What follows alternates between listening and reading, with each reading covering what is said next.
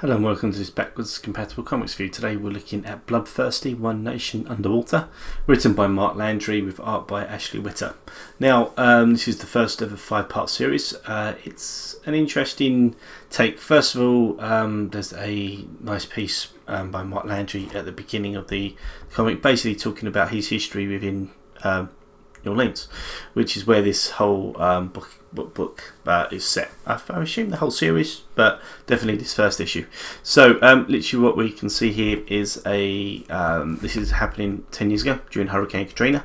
There's the central character is called Virgil, and he's a Coast Guard rescue person.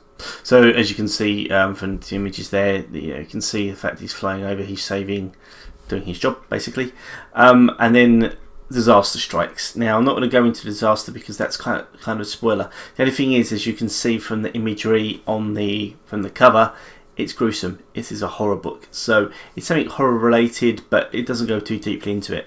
Then we fast forward 10 years, and then the story picks up pace again with Virgil and his younger brother. Now, again, as the story builds up, there's tension building. There's quite a lot of suspense.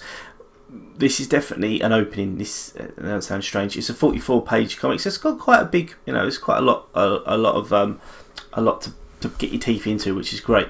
But you can feel the fact that it's building towards something. Now, towards the end of the comic, towards this issue, you do get a sense of what that is. Again, I don't want to spoil it. It's such a hard thing to do to not spoil, but it's definitely one of those things where it's worth the time to invest to find out what's going on. Now, one quite thing I do have to mention is Ashley Witter's art. Really, really cool.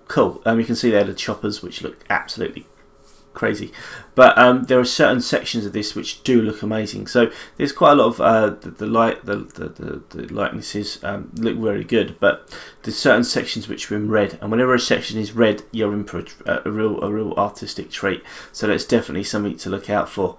But overall, I'm quite impressed by Bloodthirsty issue 1. It's definitely something that I think I'm going to keep up with. There's obviously a layer of social commentary in there, which is it's not preachy. It feels very sensible. It feels very much talking about the issues, which is great. There's also a piece at the back by a ex-member of the American military, who again talks about the issues that they had pre and post Katrina for New Orleans. So it's an interesting. It's definitely a good. Gives you a nice introduction. Nice is a horrible way to say it. It gives you a grounding in the area that you're in. Is probably the best way to put it. I think that's the safest way to go. So thank you very much for listening and watching. Do take care. I'll be catching up with definitely be catching up with this in the next episode. In the next issue when it comes out, so please do keep an eye out for it. But for now, it's released from Titan Comics, and for me it's definitely worth taking a look at. Thank you very much, and good night.